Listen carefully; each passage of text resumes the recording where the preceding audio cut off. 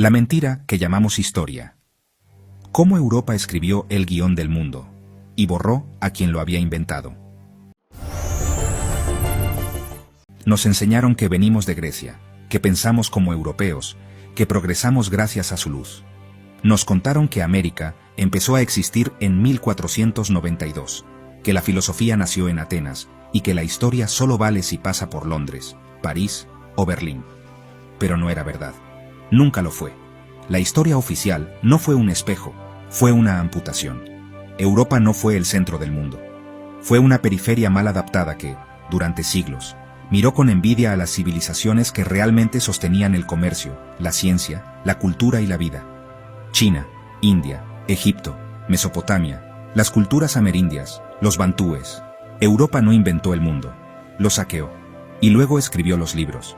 El Mediterráneo no era el centro, era un charco pequeño, insignificante, frente al océano del comercio real, el Pacífico. Los mapas escolares nos enseñaron a dibujar a Europa en el medio, agrandada, arrogante, como si de allí hubiera brotado todo. Pero antes de que los europeos aprendieran a leer y a fundir acero, los chinos ya imprimían libros, construían puentes, navegaban océanos.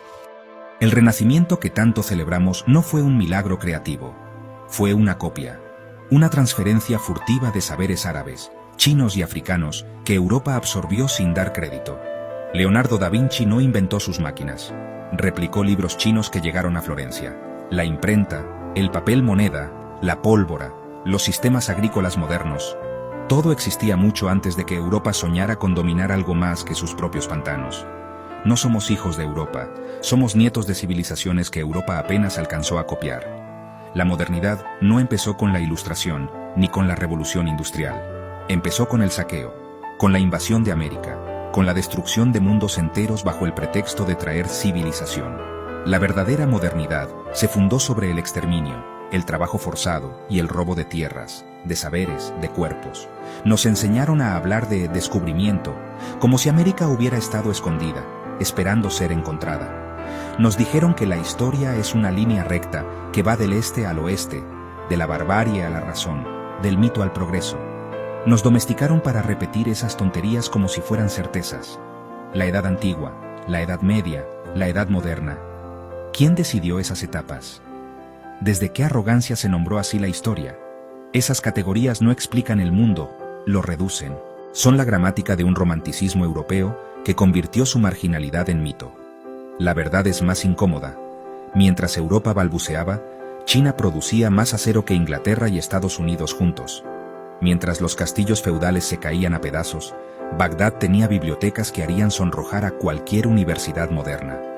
Mientras Europa olía a letrina, Córdoba brillaba con luces públicas y hospitales abiertos. ¿Y América? América no era un vacío esperando a ser llenado. Era un continente vivo, diverso, plagado de culturas, de ciencias, de astronomías, de filosofías que no caben en los manuales escolares. Los mayas tenían observatorios cuando en Europa todavía creían que la Tierra era plana. Pero contar eso no convenía. Así que Europa inventó otra historia. Una donde ellos son los protagonistas eternos, los padres fundadores, los civilizadores universales. Una mentira que repetimos hasta olvidarla. Europa venció militarmente, pero fracasó moralmente. Ganó guerras, pero perdió la memoria. Hoy seguimos repitiendo sus relatos como loros bien entrenados. Seguimos creyendo que ser modernos es parecerse a París, que ser exitosos es consumir como Londres, que ser civilizados es pensar como Berlín. El eurocentrismo no es solo una mentira académica, es una amputación espiritual. Nos arrancaron la memoria, y con ella, la posibilidad de pensarnos de otro modo.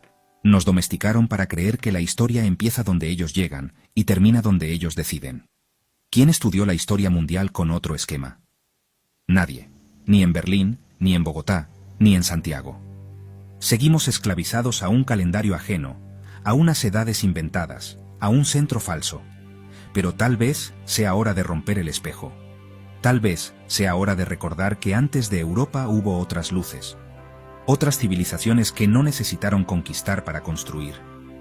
Que no midieron su grandeza por la sangre derramada ni por los libros quemados. La historia no necesita vencedores. Necesita administradores lúcidos. Tal vez el futuro no sea escribir nuevos imperios.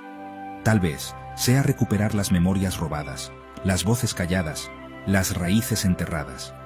Porque quien no recuerda de dónde viene, no solo pierde su historia, pierde su alma. Y nosotros, ya perdimos demasiado.